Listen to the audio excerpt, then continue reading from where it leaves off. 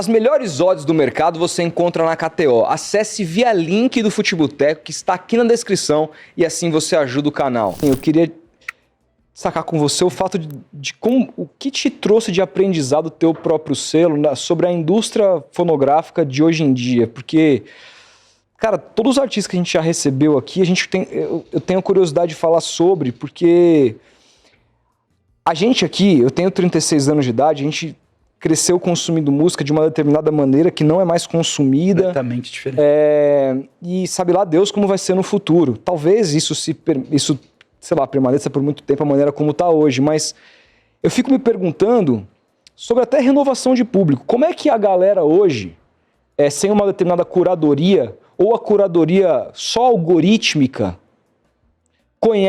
acaba conhecendo Dead Fish, assim? Como que o trampo tem que ser feito através do marketing, via internet? Porque antigamente, bicho, sei lá, quando, por exemplo, surge o 0 e 1 e tal, e músicas icônicas, aparecem vocês na MTV, mano.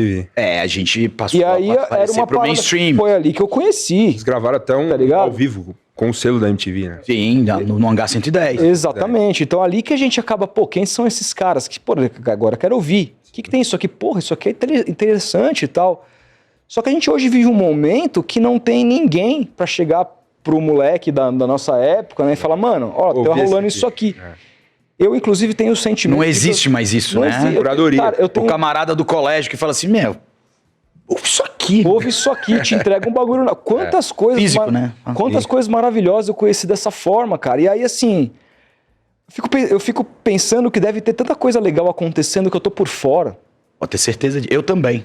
Entendeu? Então, eu queria que você me desse uma explanação de todas essas vertentes diferentes. E aí, essa parada de vocês entrarem na MTV, que é o negócio da van mesmo, ir pra cima e pra baixo, selo próprio, depois vem essa fase. Como que você acha que... conta um pouco dessa mudança da indústria fonográfica e pra onde você acha que ela vai acabar indo? Primeiro veio Pangeia, né, pessoal? Todos os continentes estão conectados. É longa, é uma explanação longa. Eu vou tentar ser breve e talvez eu seja um pouco... Deixe passar um tanto de coisa. Tá bom. Mas aí para as pessoas que estão em casa, elas vão buscar. Isso até porque elas têm como buscar. Sim, hoje. Onde quiserem, sobre tudo isso, informação. Quando a gente surgiu, a gente gravava demo de cassete. Era 93 quando a gente gravou a nossa primeira demo. A banda é de 91, começou em 91.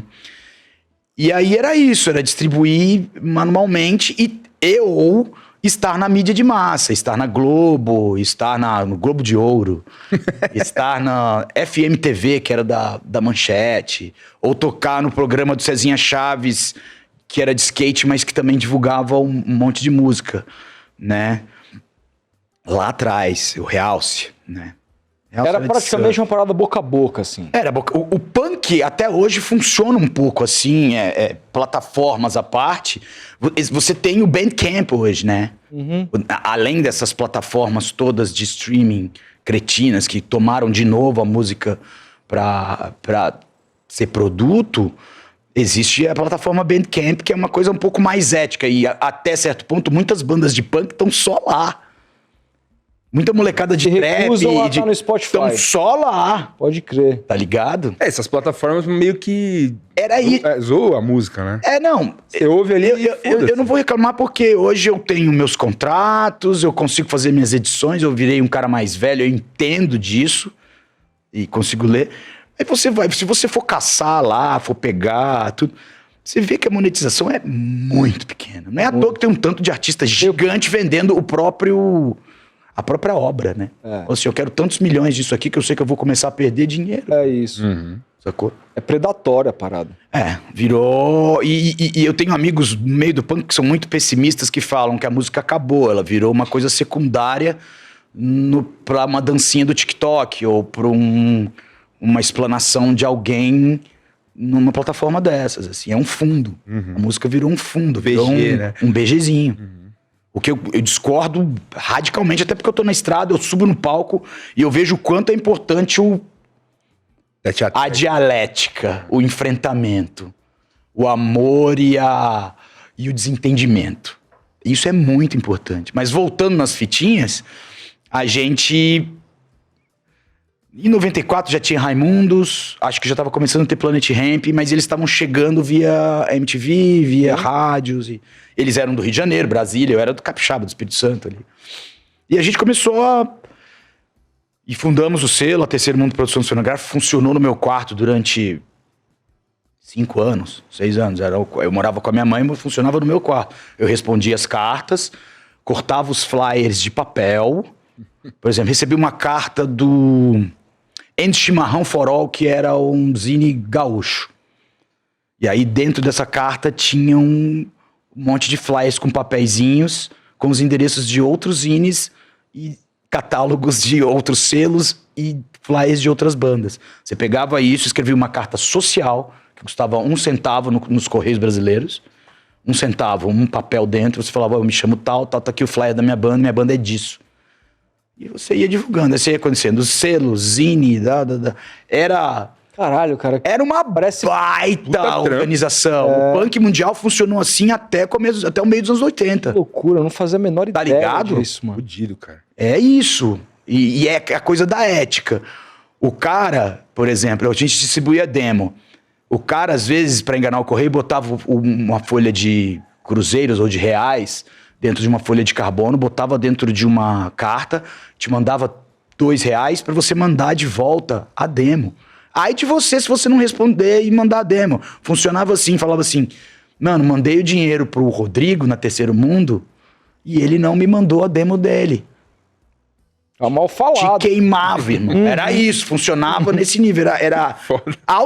Faça você mesmo, autogestão, uma coisa de... Tudo bem, rolavam as fofocas, como fofoca tem em qualquer... milenar. Micronúcleos, assim. Mas, enfim, funcionava desse jeito. E aí, a partir de um dado momento, eu lembro que foi... Meu pai morreu em 96, eu parei. Eu falei, cara, eu vou estudar. Serei um grande estudante, um grande operador do direito. Mas aí, no meio da situação, eu me tornei vocalista de outra banda. E eu falei, cara, eu não consigo viver sem isso. E voltei com o Dead Fish. Aí, quando voltei com o Dead Fish, tinha um Napster. Já era outra história. Já era Mirk. Já eram comunidades. Vocês viveram isso, eu acho. Vocês têm 30 e pouco. E claro, cara. Sim. Era comunidade, tinha comunidade Punk Brasil. Os caras botavam as demos, ripavam as demos lá e iam mandando pro... E a coisa do correio foi diminuindo, fora os zines, porque os zines ainda, o papel ainda fazia diferença. Porque hoje você lê na tela, né? Então era isso. E eu fui vendo. E a gente lá atrás, eu lembro que a gente tinha... A internet era o grande poço de esperança da juventude. Ninguém ia se perder, ninguém ia ficar deprimido e estressado e burnoutar na internet. Nós íamos mudar o mundo, cara. Sacou? A gente ia mudar as coisas, porque a gente estava conseguindo consumir música do mundo inteiro numa escala muito maior e ainda mantendo a ética punk e hardcore, assim. Sacou? Porque era muito complicado você... por exemplo, eu mandava carta pra Hungria, inclusive queria... Onde eu posso falar aqui? Aqui, ó. Queria pedir desculpa aí pro meu camarada da Hungria, porque eu me mudei de casa, eu perdi tua carta e acabei não conseguindo mandar o nosso primeiro CD pra Hungria. Me perdoa, isso era 98. E, enfim, você mandava uma carta pra Hungria, levava semanas pra chegar. E aí você mandar o seu material, o cara do correio... eu amo os correios, mas eu tive muito problema com os correios. Você ia mandar o teu material pelo correio, o cara falava assim, não, isso aqui é exportação.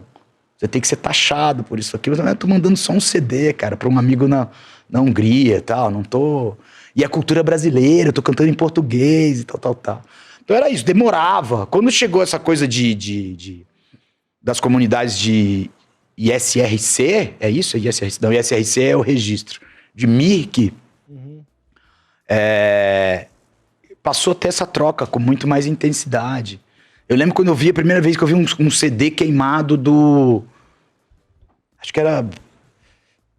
Sei lá, Coxsparrer. Era uma mídia, chamavam de mídia, né? O Murilo, nosso antigo guitarrista, ele tinha um coisa de queimar CD, eu não lembro o nome desse negócio. Eu tô ligado. Essa coisa de queimar CD, e ele tinha pinos de coisas que ele baixava... Né, depois vieram os... O Marco Antônio, nosso batera, usa até hoje. Como é que é o nome? Enfim, Eu passei a não ter fitinhas de um lado no FX e do outro Ned's Atomic, Dustbin ou Cólera. Eu passei a ter CDs, mídias queimadas. E meus irmãos entendiam muito de informática, aí eu comecei a entender. E a pra quem não sabe, o CD queimado é um CD que tem coisa gravada nele, que a galera queima, pega um CD virgem e queima a música ali. Exato. Joga vários. E aí a indústria entrou numa puta crise, porque começou uma puta pirataria. Eu lembro de eu descendo Augusta em 2004, o 01 tava em todas as banquinhas de camelô da Rua Augusta. E eu era muito orgulhoso disso, tá ligado? Ficou puto ou você ficou... Não, eu fiquei muito orgulhoso, cara. Eu tava vindo de uma coisa que era isso, sabe? Você conheceu muita coisa... Você tá perdendo dinheiro, são seus direitos. Eu falei, mano, eu tô mandando minha mensagem pro inferno, pro fundão do fundão, tá ligado? E eu acho que no 01...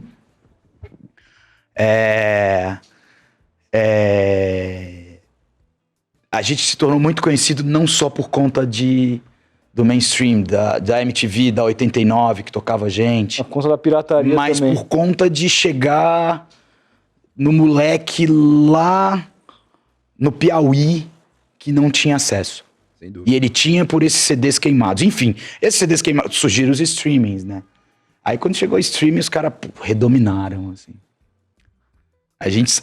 E mataram uma indústria também de gravadoras, né? Uma indústria morreu pra surgir uma mesma indústria com os mesmos personagens, no meu ponto de vista. É mesmo, cara. Porque eu acho que naquele tempo... Eu lembro de um amigo meu chamado Fu, lá de Brasília, né? Que é amigo dos casos do Raimundos e tal, e ele tinha umas bandas de hardcore, ele criou a Sonia Music. Sonia Music. E a Sony Music veio em cima dele com processo. Falou, mano, não vai, não. Sonia, e a gente tinha muita esperança de que ia acontecer. Essa indústria ia acabar e a gente ia conseguir fazer uma coisa mais horizontalizada. E os caras, mano... Vocês lembram dos idos de 2013, das jornadas de 2013, que começou com passe livre? Sim, claro. Eu fui em algumas manifestações. Eu morava na Praça Roosevelt ali, né? Eu morava ali naquela região. Começou com toda aquela energia brutal, nós vamos mudar o mundo. Agora vai mudar. O transporte vai ser gratuito. De repente, um gigante imbecil, retardado, mongoloide, acéfalo, tomou. Foi exatamente o que aconteceu com a gente e a indústria fonográfica. Só que bastante tempo antes. Sacou? É grosso modo isso. Agora eu consigo resumir a história. A gente tinha uma grande esperança de que a gente tinha... Tudo bem. A gente tinha como exemplos selos ingleses, estadunidenses e etc. E a gente estava fundando os nossos próprios selos com a imagem... Isso era bem inocente da nossa parte. Com a imagem de caras que estavam no centro do império, como... Deixa eu dar um exemplo... Epitaph, que lançava o Bad Religion, ou Discord, que é a gravadora do Ian MacKaye, que lançava Fugazi e etc. A gente tinha como exemplo esses caras, só que esses caras estavam no centro do império, cantavam em inglês e monetizavam em dólar, né? É outra parada. É outra história. E talvez com a estruturação da nossa vida ali era muito outra. A gente estava saindo de hiperinflação. E um outro país que tem cultura de rock também, né? Exatamente. Aqui não. Exatamente. Enfim... Aí foi mais ou menos isso. E aí quando tudo desmoronou e a Terceiro Mundo virou um grande peso nas nossas vidas, porque acontecia? Terceiro Mundo virou um escritório profissional, um CNPJ. Caramba. E aí, mas mesmo assim, o que acontecia? 3 caras de banda estavam... Eu saí do selo, deixei pro Murilo, pro No, que era o nosso antigo baterista, e pro Aliande, o negão que tocou com a gente até pouco tempo atrás. Eu falei, vocês fiquem com isso, porque eu não quero essa estrutura profissional. Mas eles começaram a lidar muito legal com isso. Só que acontecia, no meio da semana, você fechava o show, você tinha que fechar o escritório, entrar na van, botar os CDs e partir pro show de Criciúma, ou pro show de Curitiba, ou pro show de Belo Horizonte. E aí você ficava muitos dias fora pra manter uma estrutura. Mas aí a gente viu isso... Eu não lembro de... Tirando a Laja Records, que é do Mozini, lá de Vila Velha... Não me lembro de um selo independente... Chegaram a passar alguma dificuldade, assim, dificuldade de pagar conta, de se fuder, caralho? Claro que sim. Mano. Falta de comida. Já ficou... Falta de comida, claro, bro. Cara... A turnê asiática do Dead Fish, do lançamento do Sirva-se, que é a nossa primeira turnê, que a gente foi até Joinville, saiu do Espírito Santo, de van. Eu organizei essa turnê, eu Aliande e o No. E chegar em Joinville. Era tudo muito árido, a gente tava abrindo caminho. Tudo bem, já existia Planet, eu já falei disso, já existia Planet, já existia Charlie Brown Jr., já existia CPM 22, que tava começando, né, ainda tava nas demos ali. E a gente tava abrindo caminho e a gente tava, grosso modo, às vezes até inconscientemente criando uma comunidade. Aquela coisa da carta começou a virar a coisa do chegar nos lugares e falar, pô, esse cara é confiável, tem essa casa, vai nos dar um abrigo, um rango, mas nem sempre é o mundo perfeito, né, cara? E aí no meio da turnê a gente vendia o merchandising pra no final do dia comer aquela esfirra asiática tosca e seguir, sacou? Baita experiência, assim, não me arrependo de nada, claro. Tá ligado? Acho que vocês com 30 e poucos anos tinham que ter tido essa experiência. Ligado? Mas Nosso canal eu com 50 não quero mais, não.